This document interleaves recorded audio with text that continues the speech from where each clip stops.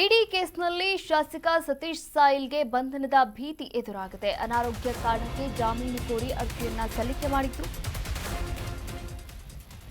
ಇಡಿ ಕೇಸ್ನಲ್ಲಿ ಶಾಸಕ ಸತೀಶ್ ಸಾಯಿಲ್ಗೆ ಬಂಧನದ ಭೀತಿ. ಅನಾರೋಗ್ಯ ಕಾರಣಕ್ಕೆ ಜಾಮೀನು ಕೋರಿ ಜಾಮೀನಿಗೆ ಅರ್ಜಿ ಸಲ್ಲಿಕೆ ಮಾಡಿದ ಶಾಸಕ ಸತೀಶ್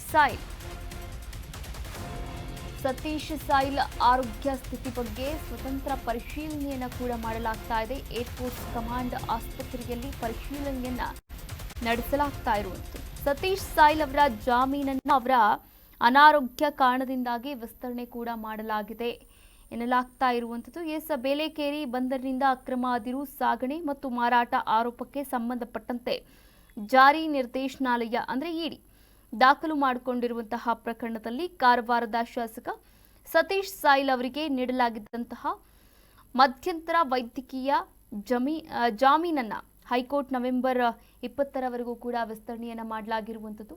ಇನ್ನು ಜಾಮೀನು ಕೋರಿ ಅರ್ಜಿ ಸಲ್ಲಿಕೆ ಮಾಡಿದ್ದಾರೆ. ಸತೀಶ್ ಸಾಯಿಲ್ ಆರೋಗ್ಯ ಸ್ಥಿತಿ ಬಗ್ಗೆ ಸ್ವತಂತ್ರ ಪರಿಶೀಲನೆಯನ್ನ ಕೂಡ ಮಾಡಿಸಲಾಗ್ತಾ ಇದೆ. ಏರ್ಫೋರ್ಸ್ ಕಮಾಂಡ್ ಆಸ್ಪತ್ರೆಯಲ್ಲಿ ಪರಿಶೀಲನೆಯನ್ನ ಕೂಡ ಮಾಡಲಾಗ್ತಾ ಇರುವಂಥದ್ದು.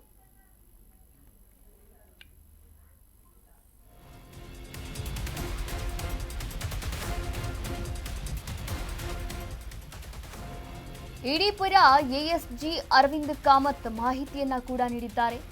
ಸತೀಶ್ ಸಾಯಿಲ್ ಅವರ ವೈದ್ಯಕೀಯ ದಾಖಲೆಯನ್ನ ಒದಗಿಸುತ್ತೇವೆ, ಲಿವರ್ ಕಸಿಯ ಅಗತ್ಯವಿದೆ ಎಂಬ ವೈದ್ಯಕೀಯ ವರದಿಯನ್ನ ಕೂಡ ತಲುಪಿಸಲಿದ್ದಾರೆ.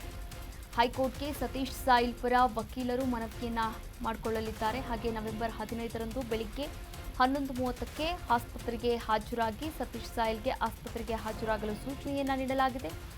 ನವೆಂಬರ್ 20ರವರೆಗೆ ಮಧ್ಯಂತರ ಜಾಮೀನು ವಿಸ್ತರಣೆ ಮಾಡಿದೆ ಹೈಕೋರ್ಟ್. ಸತೀಶ್ ಸಾಯಿಲ್ ಅವರ ಜಾಮೀನನ್ನ ಅವರ ಅನಾರೋಗ್ಯ ಕಾರಣದಿಂದಾಗಿ ವಿಸ್ತರಣೆಯನ್ನ ಮಾಡಲಾಗಿರುವಂಥದ್ದು. ಬೇಲೆಕೇರಿ ಬಂದರಿನಿಂದ ಅಕ್ರಮ ಅದಿರು ಸಾಗಣೆ ಮತ್ತು ಮಾರಾಟ ಆರೋಪಕ್ಕೆ ಸಂಬಂಧಪಟ್ಟಂತೆ ಜಾರಿ ನಿರ್ದೇಶನಾಲಯ ದಾಖಲಿಸಿರ್ತಕ್ಕಂಥ ಪ್ರಕರಣದಲ್ಲಿ ಕಾರವಾರದ ಶಾಸಕ ಸತೀಶ್ ಸಾಯಿಲ್ ಅವರಿಗೆ ನೀಡಲಾಗಿದ್ದಂತಹ ಮಧ್ಯಂತರ ವೈದ್ಯಕೀಯ ಜಾಮೀನನ್ನ ಹೈಕೋರ್ಟ್ ನವೆಂಬರ್ 20ರವರೆಗೂ ಕೂಡ ವಿಸ್ತರಣೆಯನ್ನ ಮಾಡಲಾಗಿರುವಂಥದ್ದು.